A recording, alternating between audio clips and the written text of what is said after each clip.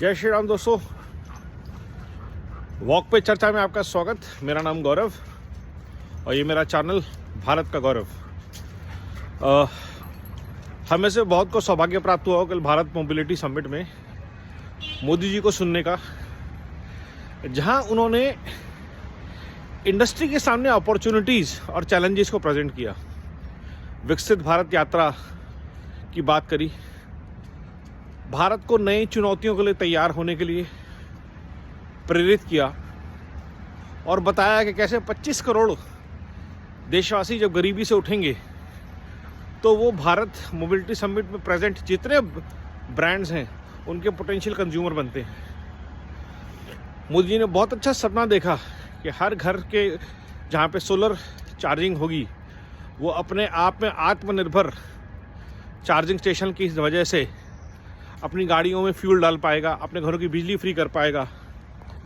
ऐसा विचार और ऐसा संकल्प देश को दृढ़ता देता है, देश को आत्मनिर्भरता देता है, देश के सामने नए सपने सजोता है।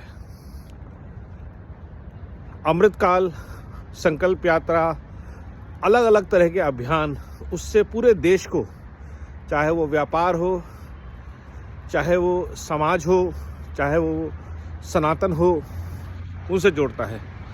तो उनकी दो जो मेन चीज़ें रहती हैं कि भारत के संस्कार और संस्कृति का गान दुनिया करे, जो कि उन्होंने योग से करके दिखाया, जिसकी उन्होंने कल चर्चा करी।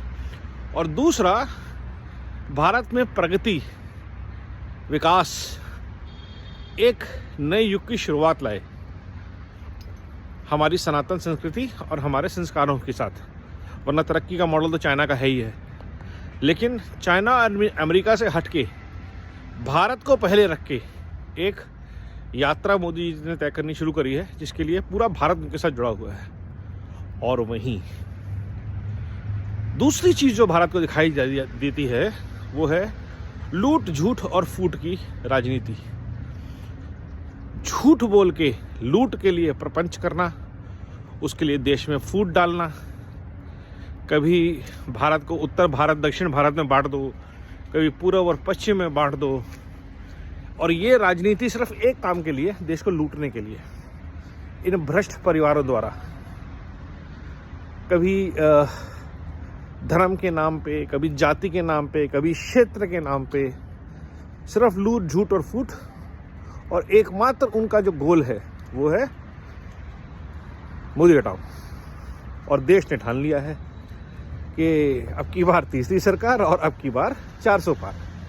तो ये जो द्वंद्व युद्ध होने वाला है 2024 में, इसका नतीजा तो सबको दिख ही रहा है। जब मोदी जी बोलते हैं कि जब हम तीसरी बार आएंगे और सारा देश खड़ा होकर उनका सम्मान करता है, उनकी हाँ में हाँ मिलाता है, तो देश में जो वेव चल रही है, जो सुनामी आने वाली है अब की बार 400 पार की, जिसको लेके ईवीएम हैकिंग की बातें की जाएंगी, बूथ कैप्चरिंग की बातें की जाएंगी, वो सबको दिख रहा है। लेकिन अजीब बात यह है कि ये परिवारवाद से पोषित भ्रष्ट राजनीति के जो कुकुरमुत्ते हैं, ये अभी तक इस बात को समझ नहीं पा रहे और अभी भी ये समझ रहे हैं कि देश को 5000, 2000, 300 यूनिट बिजली फ्री के झूठे प्रपंचों में फंसाया जा सकता है, दिल्ली की तरह, कर्नाटक की तरह, बार बार। और इसका जवाब इनको अभी इलेक्शन में मिल जाएगा, जब इनको खुद दिखेगा कि मोदी जी को के पीछे देश इसलिए खड़ा है कि मोदी जी उनको आत्मनिर्भर बनाना चाहते हैं, सरकार निर्भर नहीं। कोई भी राजनीति पार्टी सिर्फ फ्रीबीज और लूट और झूठ और फूट के ऊपर नहीं चल सकती। मोदी हटाओ के नारे पे आप आज की डेट में देश से लड़ नहीं सकते, चुनाव तो दूर की बात है। आज आपको बात करनी पड़ेगी कि आपका एजेंडा क्या है। अगर आपका एजेंडा है कि हम देश में फ्री की चीज़ें बांटना शुरू कर देंगे, आप राहुल गांधी को चुन लो, आप लालू यादव को चुन लो, आप केजरीवाल को चुन लो, तो मुझे नहीं लगता, या स्टालिन को चुन लो, या शरद पवार को चुन लो, तो ये जो परिवारवाद के जितने भी खुम्बे लगी हुई हैं या भ्रष्टाचार की, खासतौर पे ऐसे लोग जो भ्रष्टाचार से लड़ के आए थे और उसके बाद उनके लिए सांप्रदायिकता बड़ा वो बन गया एजेंडा।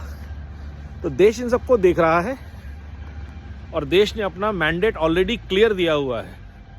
सुधर जाओ, मौका है, पश्चाताप कर लो, देश से माफ़ी मांग लो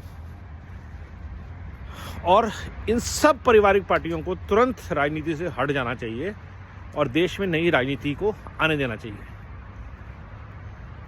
यही एक उम्मीद है जिससे कि भारत में डेमोक्रेसी को बल मिल सकता है, और जब तक नहीं मिल रहा और बल, तब तक हमारे पास मोदी जी हैं देश को संभालने के लिए, देश के अंदर नई ऊर्जा का संचार करने के लिए, देश को प्रगति के पथ पर 2047 तक ले जाने के लिए। और बात नहीं है ये, सिर्फ ये रिजल्ट है जो हम सबने देखे हैं। सोचिए, समझिए, जुड़िए, आवाज़ उठाइए देश के लिए। वंदे भारत, नमो भारत, भारत माता की जय।